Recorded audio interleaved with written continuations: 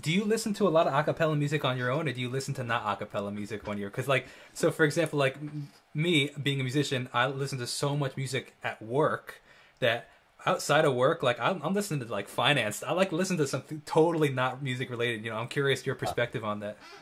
Yeah. Well, I mean, I think there are two parts to that. There's one like acapella versus non-acapella, and for that, I definitely listen to more non-acapella music. Okay. Um, I think most of acapella is derivative.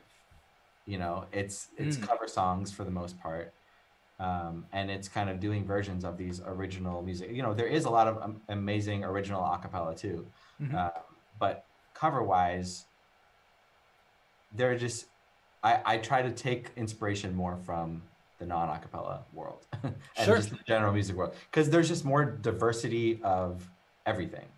How do Uh, you write? How do you write a cappella? Because like you said, it's a lot of it comes from previously written stuff. So you're covering a Taylor Swift song. Well, the chord progression's already there for you, 4 5 6, or whatever. Like it's already there. The bass line is there for you covering "Beat It" by Michael Jackson. That bass line's already there. Like where do you start? If you're starting from an a cappella original. yeah, I think there are a lot of different ways to do it, and with Pentatonics, they've kind of been figuring this out over the years. And for their first original album, it was a lot of trying to kind of create original music and also marrying the a cappella element at the same time as they were Hmm. writing the songs. So they would be working with producer songwriters and kind of be like, oh, let's, as they're writing the song, they're trying to incorporate all these vocal elements, which was cool. But I think a better way to do it is the way that we did it this time for For the this, lucky ones. yeah, Okay. which is producers and songwriters got to flesh out these fully produced non-acapella versions of the songs Wow. Cool. because that's what they're used to. Uh, Yeah. and so instead of having to be like, okay, I'm doing my thing, writing a song, Yeah. also trying to incorporate this acapella thing that I don't know a ton about, it was more like I'm gonna be in my lane, doing this songwriting, producing as I normally would with any other artist. Um, and so that was the first step of what happened. And Yeah. then after that, I would take it and adapt it to acapella. Dude, you guys should totally like B sides and rarities release that as Yeah, yeah, yeah, yeah, for that'd be sure. so cool to hear, man. The Yeah. behind the So scenes of totally. It's been a really fun. This past album was super fun to work on because, I basically got the session with the stems of everything. And I that's was like, sick, okay, man. here's this super rad bass line. How can I make it sound good a cappella? Here's this cool guitar part. It's also in figuring out what to include, what not to include, Sure. because I'm not just going to replicate the entire production from top to bottom because it's also just not necessary. When you're dealing with a cappella stuff, I feel like you don't need as many sounds happening at once because the human voice Hmm. is just so expressive. Yeah. Um, so it doesn't have to be quite as layered. Yeah. Uh, but it S- was it ended up being pretty layered and it was really fun to Yeah. get to kind of dig in and Okay. take So that is one of the biggest debates that happens on this channel is, you yeah. know, uh, being a producer, I can hear, okay, that sounds like a layered vocal right there. People are like, they would never do that. I'm like, I'm pretty sure that's a layered layering. Do you guys? Because originally, from what I understand, Pentatonic started with just doing what they could perform live. Yeah. But now it sounds like there's layered vocals or stuff like that, and I'd be interested if you could help me clear that up. Yeah, for sure. I mean, I think we have to, for the original music, they kind of look at it as more of a pop radio lane. Hmm. Um, so the fact that it's just what they can perform live, it gets really limiting Sure. when you're Yeah. trying to Absolutely. when this is the first version of the song that anyone has ever heard. They want to compete with the other songs on the radio. So having a million different layers Yeah. creates more of a full, rich sound, obviously. So that's kind of the thinking there. And then for the covers, they're still going to continue to do just 5 part. Sometimes there's a little extra thing here and there, but for the most part, what they can perform live. Yeah. Um, Interesting. Okay, that's interesting. yeah. So generally speaking, Even the cover. produced up covers. Or are you talking about like the mashup style stuff?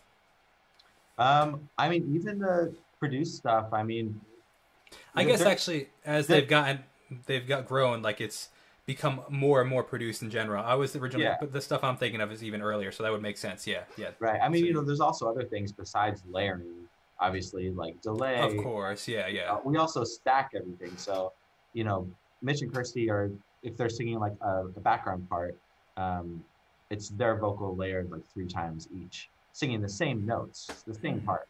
But just to give it some added thickness, so you can pan it left, right, center. You can make it sound really full, and that's something we've been doing forever. See, Um, this is you're talking my lingo, man. Now I'm getting pumped to talk about this stuff. I love this stuff. So okay, so Mitch and is it Kirsty? Kirsten or Kirsty, yeah, Okay, yeah, okay. Um, she like okay. So you're saying that you would layer them 3 times and stuff. So is that technically six vocals then? yeah, So I've always been blown away, especially with the acapella or even just harmonies in general. Like because okay, I'm playing guitar and I could sing over the guitar or piano. A better example, like I have like a probably a upper tenor range, say. hmm I could play lower on the piano, and now I have two different ranges going on. But it's like, and not only ranges, but we have different timbres. The piano sounds different than my voice. right, Relatively, voices have similar timbres. They fill relatively the same range. Obviously, we have bass, tenor, alto, and soprano, but it's still a voice. It's not like you're hearing a violin and a piano and a guitar and whatever. right. So how do you figure that out? How do you make the main vocal come through, the bass line come through, these harmonies come through without it getting overwhelming as a vocal? That blows my mind how you guys do that. That is our genius mixing engineer, Ed Boyer.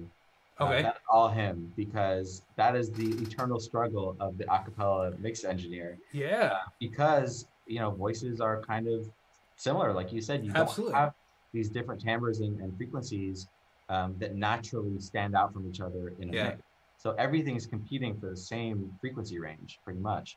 Yeah. So it's a combination of trying to arrange in a way which is smart and gets things out of the way from each other. So if there's a melody, I'm not going to arrange a harmony right next to it, Yeah. if I can, and I try to have that separation. But a lot of the time I end up having to do it together. But Ed, in his magicalness, is able to still create a great mix regardless. So that is not my area of expertise, but he is the master. Are you in the studio with them when they record? So I record them here at my studio. Oh, and then you send the stems to him? And then he lives in Connecticut in the woods. And he is in a studio just receiving files from all over the world, mixing various acapella groups. And that's what he does all day. It's awesome. That's amazing. Yeah. That is so wild, man. What a gig. Yeah. That's so cool. As a producer, obviously, or as a arranger, I should say, I would assume that you probably have a favorite arrangement that you've done. What would your favorite be? And then what would be one that you'd be like, I wish I did this one differently?